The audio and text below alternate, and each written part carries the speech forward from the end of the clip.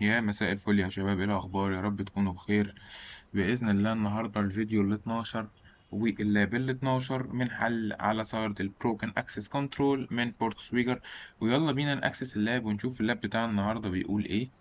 اللاب بتاع النهارده عندك مالتي بروسيس، تمام، علشان تعمل كنترول مش بروسيس واحد. تمام. طيب انا هنا عندي هو مديني كريدنشال دي ادمنستريتور وادمن. ماشي، وده الادمن. اقدر اعمل بيه، اقدر ارقي صلاحياتي من الايه، من الكريدنشال دي، عشان ده كده كده الادمنستريتور. طيب وعندي هنا وينر وبيتر، دول الكريدنشال انا المفروض استخدمهم، تمام، علشان خاطر ارقي نفسي. طب انا ده يوزر وده ادمنستريتور زي اللاب اللي فات، واللي مشافش اللاب اللي فات هتلاقيه في البلاي ليست. تمام. واللي ما يعرفش، في بلاي ليست كاملة احنا عاملينها بنحل فيها ثغرة البروكن اكسس كنترول من اول لاب لغاية اخر لاب. تمام. طيب احنا عندنا ده الادمن وده اليوزر، وانا المفروض ارقي نفسي من اليوزر لمين؟ لصلاحيات الادمن، من غير ما استعمل صلاحيات الادمن. طيب زي فكرة اللاب اللي فات، احنا في الاول هنأكسس، وبعد ما نأكسس،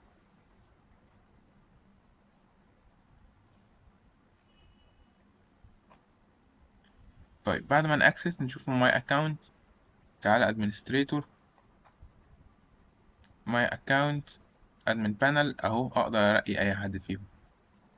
طب في الاول كده تعالى مثلا نرقي كارلوس. يس. ماشي بقى ادمن.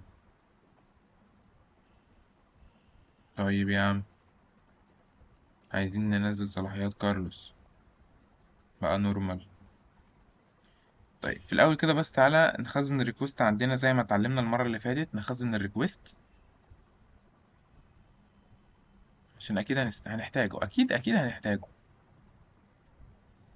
طيب في الاول تعالى ناخد الصلاحيات وهو بيرقي مين، مثلا كارلوس.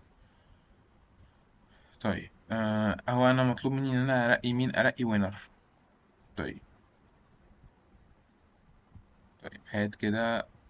تمام. فين هي؟ اهي. لا. فورورد فورورد فورورد. اهي. فورورد.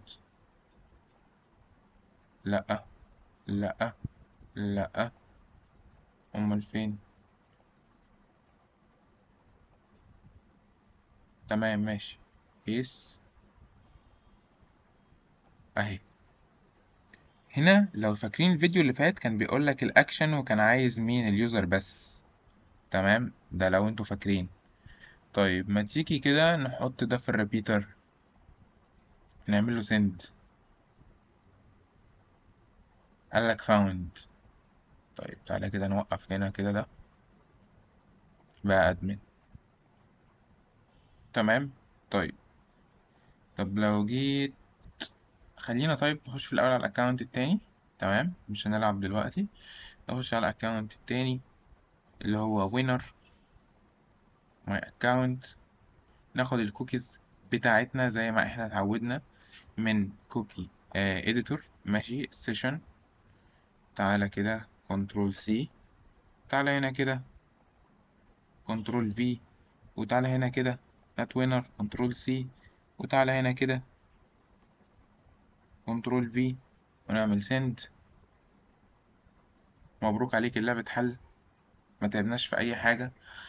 طبعا اللاب ده هو زي اللاب اللي فات، بس الفكره ان هو في الاول كان بيطلب منك اللاب اللي فات ما كانش فيه كونفيرم هنا، يعني هنا ما كانش بيتاكد، ما كنتش بتضطر تدوس يس. فهي دي الفكره كلها، ان انت بتلقط الريكوست، وبعد ما بتلقط الريكوست بتروح عامل له فورورد، وبعد كده بتروح عامل يس، فبتلقط الريكوست وبعد كده بيظهر لك السطر ده كده. تمام. فبس كده، مفيش اي حاجة تاني، وبعد كده بتروح عامل سند فبيتحل معاك اللاب. مفيش اسهل من كده. واتمنى تكونوا استفدتوا، وبإذن الله نشوفكم في فيديوهات تاني على خير.